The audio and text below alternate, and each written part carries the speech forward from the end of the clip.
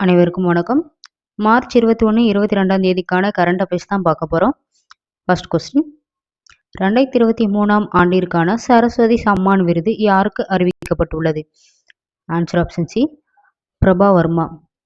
அதாவது 2023ஆம் ஆண்டிற்கான சரஸ்வதி சம்மான் விருது யாருக்கு வழங்கப்பட இருக்கு அப்படின்னு பார்த்தீங்கன்னா, பிரபா வர்மாவுக்கு வழங்கப்பட இருக்கு. இவங்க பார்த்தீங்கன்னா கேரளா மாநிலத்தை சேர்ந்தவங்க. இவங்க கவிஞரும் எழுத்தாளருமான பிரபா வர்மாவுக்கு 2023ஆம் ஆண்டிற்கான சரஸ்வதி சம்மான் விருது அறிவிக்கப்படும்.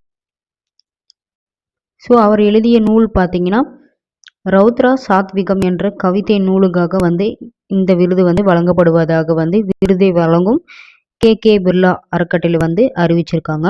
ஸோ இம்பார்ட்டன்ட் நியூஸ் பார்ப்போம். கடந்த ஆண்டுக்கான அதாவது 2022ஆம் ஆண்டிற்கான சரஸ்வதி சம்மான் விருது யாருக்கு வழங்கப்பட்டதுன்னு பார்த்தீங்கன்னா தமிழ் எழுத்தாளர் சிவசங்கரிக்கு தான் வழங்கப்பட்டது. ஸோ இம்பார்ட்டன்ட் நியூஸ் பார்ப்போம். சென்னை இசை அகாடமி விருதுகள் 2024ஆம் ஆண்டிற்கான விருதுகள் யார் யாருக்கு வழங்கப்பட்டதுன்னு பார்க்கலாம். சங்கீத கலாநிதி விருது மடப்புசி கிருஷ்ணாவுக்கு வழங்கப்பட்டிருக்காங்க. சங்கீத கலா ஆச்சாரிய விருது பரசல ரவிச்சந்திரன் நாயர் மற்றும் கீதா ராஜாவுக்கும் கொடுத்துருக்காங்க. டிடிவி விருது பார்த்தீங்கன்னா நரசிம்மன் மற்றும் எஸ் வெங்கடேசன், HK நரசிம்மமூர்த்தி கொடுத்துருக்காங்க. நிருதிய கலாநிதி விருது பார்த்தீங்கன்னா டாக்டர் நீனா பிரசாந்துக்கு கொடுத்துருக்காங்க. நெக்ஸ்ட், உலகின் மகிழ்ச்சியான குறியீட்டில் இந்தியாவுக்கு கிடைத்துள்ள இடம் எது? ஆன்சர் ஆப்ஷன் ஏ, 126. ஸோ தற்போது பார்த்தீங்கன்னா உலகின் மகிழ்ச்சியான நாடுகள் பட்டியல் முதலிடம் பார்த்தீங்கன்னா பின்லாந்து இடம் பிடித்திருக்கு. இந்தியா பார்த்தீங்கன்னா 126வது இடத்தை பிடித்திருக்கு. இரண்டாம் இடம் பார்த்தீங்கன்னா டென்மார்க்கு, மூன்றாம் இடம் ஐஸ்லாந்து. இந்த மகிழ்ச்சியான குறியீடு பார்த்தீங்கன்னா ஐநா ஆதரவுடன் ஆண்டுதோறும் உலகின் மகிழ்ச்சியான நாடுகள் பட்டியல் வெளியிடப்படுகிறது. இது பார்த்தீங்கன்னா ஒவ்வொரு நாட்டிலும் தனிநபர் வருவாய், சமூக ஆதரவு, சுகாதாரம் உட்பட பல்வேறு அம்சங்களின் அடிப்படையில் தான் இந்த பட்டியல் வெளியிடப்படுகிறது. ஸோ மொத்தம் பார்த்தீங்கன்னா 143 நாடுகள் நடத்தப்பட்டது இந்த ஆய்வுகள். இதில் தலிபான் நிர்வாகத்தில் உள்ள ஆப்கானிஸ்தான் நாடு பார்த்தீங்கன்னா கடைசி இடத்தை இடம் பிடிச்சிருக்கு. கடந்த ஆண்டை விட பார்த்தீங்கன்னா இந்தியா அதே மாதிரி 126வது இடத்துல தான் இடம் பிடிச்சிருக்குன்னு சொல்லியிருக்காங்க. உலகின் மகிழ்ச்சியான நாடுகள் குறியீட்டு பட்டியல் இந்தியா 126வது இடம். இம்பார்ட்டன்ட் நியூஸ் பார்ப்போம். இந்திய உலகளாவிய புத்தாக்க கண்டுபிடிப்பு குறியீட்டில் 41வது இடத்தை இடம் பிடித்திருக்கு இந்தியா. நெக்ஸ்ட், G20 மாநாடு. கண்டிப்பாக இது கொஸ்டின் இருக்கும். ஸோ நான் மறக்கிறவங்களுக்காக சொல்கிறேன். ஸோ சில பேர் ஞாபகம் வச்சுருப்பீங்க. நான் மறக்கிறவங்களுக்காக மட்டும்தான் சொல்கிறேன். 2022ஆம் ஆண்டிற்கான பார்த்தீங்கன்னா இந்தோனேசியாவில் நடைபெற்றது. 2023ஆம் ஆண்டில் இந்தியா தலைமை பொறுப்பேற்றது. ஸோ இது எல்லாருக்குமே தெரியும். ஆனால் டேட் தெரியாது. எப்போன்னு பார்த்தீங்கன்னா டிசம்பர் 1, 2022 நவம்பர் 30, 2023 வரைக்கும் நடைபெற்றது. 2024ஆம் ஆண்டிற்கான G20 மாநாடு எங்கே நடைபெற்றதுன்னா பிரேசில் நடைபெற்றது. நெக்ஸ்ட், எந்த கிரகத்தில் பிரம்மாண்டமான எரிமலை கண்டுபிடிக்கப்பட்டுள்ளது? ஆன்சர் ஆப்ஷன் ஏ, செவ்வாய். ஸோ தற்போது பார்த்தீங்கன்னா செவ்வாய் கிரகத்தில் பிரம்மாண்டமான எரிமலை கண்டுபிடிக்கப்பட்டிருக்காங்க. ஸோ அதுக்கு என்ன பேர் வச்சிருக்காங்க அப்படின்னு சொல்லிட்டு பார்த்தீங்கன்னா நோக்டிக்ஸ் எரிமலை அப்படின்னு சொல்லிட்டு பேர் வச்சிருக்காங்க. இந்த எரிமலை பார்த்தீங்கன்னா 29,600 அடி உயரமும் சுமார் 450 கிலோமீட்டர் அகலமும் இருக்கு அப்படின்னு சொல்லியிருக்காங்க. அதாவது நோட்டிஸ் எரிமலை எங்க இருக்கு அப்படின்னு பார்த்தீங்கன்னா செவ்வாய் கிரகத்தில் தான் இருக்கு. இம்பார்ட்டன்ட் நியூஸ் பார்ப்போம். நிலவின் ஆய்வு செய்த திட்டங்கள் பார்க்கலாம். இந்தியா பார்த்தீங்கன்னா சந்திராயன், அமெரிக்கா அப்போலோ, சீனா பார்த்தீங்கன்னா சைனா சாங்ஸி, ஜப்பானில் பார்த்தீங்கன்னா மூன் ஸ்னைப்பர். நெக்ஸ்ட், இந்தியாவில் வேலைக்கு செல்லும் பெண்கள் டேஸ் அதிகரித்துள்ளன.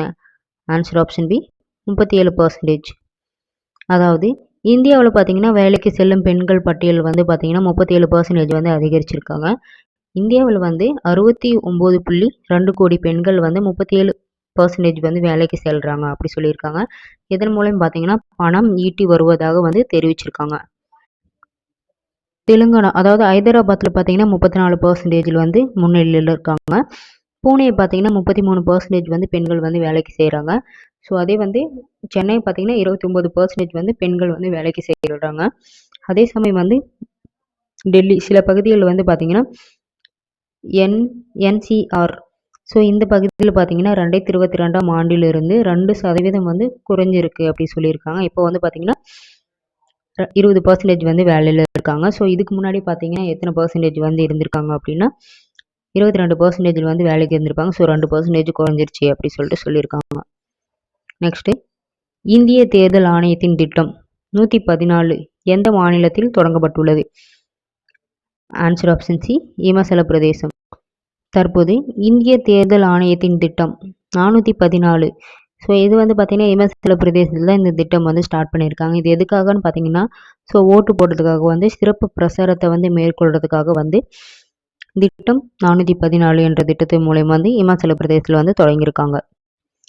இந்த திட்டம் பார்த்தீங்கன்னா கடந்த மக்களவை தேர்தல் வந்து 60% வந்து குறைவாக வாக்குகள் பதிவான 414 வாக்குச்சாவடியில் வந்து அதிகபட்சமாக வந்து பதிவினை வந்து பெற செய்வதற்காக நோக்கமாக கொண்டுதான் வந்து இந்திய தேர்தல் ஆணையத்துக்காக வந்து 414 இந்த திட்டத்தை வந்து தொடங்கியிருக்காங்க. நெக்ஸ்ட், அண்மையில் திருமதி தமிழிசை சவுந்தரராஜனுக்கு பதிலாக தெலுங்கானா பொறுப்பு ஆளுநராகவும் புதுச்சேரி துணைநிலை ஆளுநராகவும் வந்து நியமிக்கப்பட்டு இருப்பவர் யார்? Answer option B, CP Radhakrishnan. So தற்போது பார்த்தீங்கன்னா ஜார்க்கண்ட் ஆளுநரை வந்து பதவியில் வச்சிருக்காரு. இவர் வந்து இப்போ வந்து சிபி ராதாகிருஷ்ணன், அதாவது புதுச்சேரிக்கு வந்து துணைநிலை ஆளுநராகவும் தெலுங்கானா ஆளுநராகவும் வந்து பொறுப்பேற்றிருக்காங்க அப்படி சொல்லியிருக்காங்க. நெக்ஸ்ட், 2024ஆம் ஆண்டிற்கான சிறந்த பெண் ஊடகவியல்களுக்காக வந்து எந்த விருது பத்திரிகையாளர்கள் கிருஷ்மா குதர் மற்றும் ரித்திகா சோப்ரா இவங்களுக்கு வந்து வழங்கப்பட்டிருக்காங்க? Answer option A, Chamoli Devi shine விருது. ஸோ 2024ஆம் ஆண்டிற்கான சிறந்த பெண்கள் பட்டியலுக்காக பார்த்தீங்கன்னா சமோலி தேவி செயின் விருது இவங்க வந்து ஊடகவியல்களுக்காக வந்து கொடுக்குறாங்க. ஸோ இந்த விருது வந்து யாருக்கு வந்து கொடுக்குறாங்க அப்படின்னு பார்த்தீங்கன்னா கிருஷ்மா குதர் மற்றும் இந்தியா எக்ஸ்பிரஸ்னோட ரித்திகா சோப்ரா இவங்களுக்கு வந்து வழங்கப்பட்டிருக்காங்க. நெக்ஸ்ட், அண்மையில் தமிழ்நாடு மாநில தேர்தல் ஆணையராக நியமிக்கப்பட்டுள்ளவர் யார்? Answer option B, Jyothi Nirmala சாமி. ஸோ அதாவது பார்த்தீங்கன்னா தமிழ்நாட்டில் வந்து தேர்தல் ஆணையரை வந்து யார் இருந்தாங்கன்னு இதுக்கு முன்னாடினா பழனிக்குமார் இருந்திருக்காங்க. ஸோ அவர் வந்து பார்த்தீங்கன்னா ஓய்வு பெற்றதை அடுத்து இந்த பத்திரப்பதிப்புத்துறை செயலரை வந்து இருந்தவங்க யாருன்னு பார்த்தீங்கன்னா ஜோதி நிர்மலா சாமி தான் இருந்திருக்காங்க. ஸோ இவங்க வந்து பார்த்தீங்கன்னா தமிழக தேர்தல் ஆணையரை வந்து நியமனம் செஞ்சுருக்காங்க. தமிழக அரசு வந்து உத்தரவிட்டிருக்காங்க. நெக்ஸ்ட் இம்பார்ட்டன்ட் நியூஸ் பார்ப்போம். சமீபத்தில் பார்த்தீங்கன்னா சுக்பீர் சந்து ஞானேஷ்குமார் இவங்க வந்து பார்த்தீங்கன்னா இந்திய தேர்தல் ஆணையர்களாக வந்து நியமனம் செஞ்சுருக்காங்க. ஸோ இந்திய தலைமை தேர்தல் ஆணையர் இப்போ யார் இருக்காங்கன்னு பார்த்தீங்கன்னா ராஜீவ்குமார் இருக்காங்க. நெக்ஸ்ட், சிறந்த மனிதாபிமான புரவலர்களுக்காக PV நரசிம்மராவ் விருது சமீபத்தில் யாருக்கு வழங்கப்பட்டது? Answer option C, Ratan Tata. சிறந்த மனிதாபிமான PV நரசிம்மராவ் விருது வந்து இந்த ஆண்டு வந்து யாருக்கு வந்து கொடுத்துருக்காங்கன்னு பார்த்தீங்கன்னா ரத்தன் டாட்டாவுக்கு வந்து கொடுத்துருக்காங்க. இம்பார்ட்டன்ட் நியூஸ் பார்ப்போம். தென்னிந்தியாவின் தூய்மை விருதானது வந்து நாகப்பட்டினம் மாவட்டம் கீழ்வேலூருக்கு வந்து பேரூராட்சிக்கு தான் வழங்கப்பட்டிருக்காங்க. நெக்ஸ்ட், அதாவது ரஞ்சன் கோகோய் என்று இவருக்கு வந்து பார்த்தீங்கன்னா உச்சநீதிமன்ற முன்னாள் நீதிபதியான கோகோய்க்கு வந்து பைபவ் விருது வந்து இந்த விருதுக்கு வந்து தேர்வாகியிருக்காங்க. இந்த விருது பார்த்தீங்கன்னா முக்கியமாக அசாம் மாநிலத்தின் உயரிய விருது எதுன்னு பார்த்தீங்கன்னா பைபவ் விருது தான். இந்த விருது யார் கொடுத்துருக்காங்கன்னு பார்த்தீங்கன்னா ரஞ்சன் கோகோய்க்கு தான் வந்து கொடுத்துருக்காங்க. இவர் வந்து உச்சநீதிமன்ற முன்னாள் நீதிபதி. நெக்ஸ்ட், சமீபத்தில் எந்த மாநில காவல்துறை திரிநேந்திரா ஆப் 2.0 டிஜிட்டல் தளத்தை அறிமுகப்படுத்தியுள்ளது? Answer option C, Uttar Pradesh. அதாவது உத்தரப்பிரதேசத்தில் பார்த்தீங்கன்னா திறம்பட குற்ற தடுப்பு மற்றும் விசாரணைகளுக்காக வந்து உத்தரப்பிரதேச காவல்துறை திரிநேந்திரா செயலி 2.0 இதை வந்து பயன்படுத்தியிருக்காங்க. நெக்ஸ்ட், இசாக் தார் எந்த நாட்டின் புதிய வெளியுறவு அமைச்சராக நியமிக்கப்பட்டுள்ளனர்? Answer option C, Pakistan.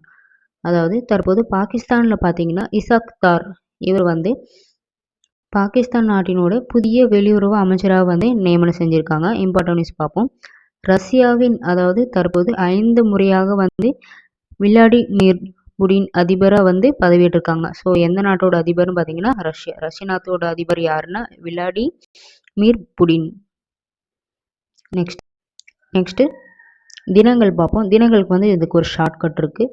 So shortcut சொல்லிவிட்டு அப்புறமா நான் உங்களுக்கு வந்து இதை எக்ஸ்ப்ளனேஷன் பண்ணுறேன். மார்ச் 20 பார்த்தீங்கன்னா சிட்டுக்குருவிகள் வந்து காட்டுக்கு போகுது. காட்டுக்கு போயிட்டு என்ன பண்ணுதுன்னா தண்ணி குடிக்கிறதுக்காக வந்து போகுது. ஸோ அப்போ வந்து பார்த்தீங்கன்னா தண்ணி குடிச்சிட்டு வந்து வானத்தில் பறந்தது. வானத்தில் பறந்த உடனே வந்து என்ன நோய் வருது அப்படின்னா காசு நோய் வருது. சிட்டுக்குருவிகள் வந்து காட்டுக்கு போகுது. காட்டுக்கு போய் தண்ணி குடிக்கிறதுக்காக போகுது. ஸோ அடுத்தது வந்து தண்ணி குடிச்சிட்டு வானத்தில் பறந்தது. வானத்தில் பறக்கும் போதே வந்து காசு நோய் வந்துடுது. ஓகேங்களா? இதுக்கு வந்து மார்ச் 20 வந்து உலக சிட்டுக்குருவிகள் தினம். மார்ச் 21 வந்து உலக காடுகள் தினம். மார்ச் 22 வந்து உலக தண்ணீர் தினம். மார்ச் 23 வந்து உலக வானிலை தினம். மார்ச் 24 பார்த்தீங்கன்னா காச நோய்கள் தினம். ஓகேங்களா? ஓகே ஃப்ரெண்ட்ஸ், இன்னைக்கான ரிவிஷன் பார்க்கலாம். 2023ஆம் ஆண்டிற்கான சரஸ்வதி சம்மான் விருது யாருக்கு அறிவிக்கப்பட்டுள்ளது? Answer option C, Prabha Varma. உலகின் மகிழ்ச்சியான குறியீட்டில் இந்தியாவுக்கு கிடைத்துள்ள இடம் எது? ஆன்சர் ஆப்ஷன் ஏ, 126வது இடம். எந்த கிரகத்தில் பிரம்மாண்டமான எரிமலை கண்டுபிடிக்கப்பட்டுள்ளது? ஆன்சர் ஆப்ஷன் ஏ, செவ்வாய். இந்தியாவில் வேலைக்கு செல்லும் பெண்கள் டேஸ் அதிகரித்துள்ளன? Answer option B, 37%. இந்திய தேர்தல் ஆணையத்தின் திட்டம் 114 எந்த மாநிலத்தில் தொடங்கப்பட்டுள்ளது? ஆன்சர் ஆப்ஷன் சி, இமாச்சல பிரதேசம். அண்மையில் திருமதி தமிழிசை சவுந்தரராஜனுக்கு பதிலாக தெலுங்கானாவின் பொறுப்பு ஆளுநராக புதுச்சேரி துணைநிலை ஆளுநராகவும் நியமிக்கப்பட்டிருப்பவர் யார்? Answer option B, CP Radhakrishnan. 2024ஆம் ஆண்டிற்கான சிறந்த பெண்கள் பட்டியலுக்காக ஊடகவியலர்களுக்காக எந்த விருது பத்திரிகையாளர் கிருஷ்மா குதர் மற்றும் ரித்திகா சோப்ரா ஆகியோருக்கு வழங்கப்பட்டுள்ள விருது எது? Answer option A, Chamoli Devi Jain விருது. அண்மையில் தமிழ்நாடு மாநில தேர்தல் ஆணையராக நியமிக்கப்பட்டிருப்பவர் யார்? Answer option B, Jyothi Nirmala Samy. சிறந்த மனிதாபிமான PV நரசிம்மராவ் விருது சமீபத்தில் யாருக்கு வழங்கப்பட்டது? Answer option C, Ratan Tata. சமீபத்தில் எந்த மாநில காவல்துறை திரிநேந்திரா ஆப் 2.0 டிஜிட்டல் தளத்தை அறிமுகப்படுத்தியது? Answer option C, Uttar Pradesh. Ishaq Dar எந்த நாட்டின் புதிய வெளியுறவு அமைச்சராக நியமிக்கப்பட்டிருப்பவர்?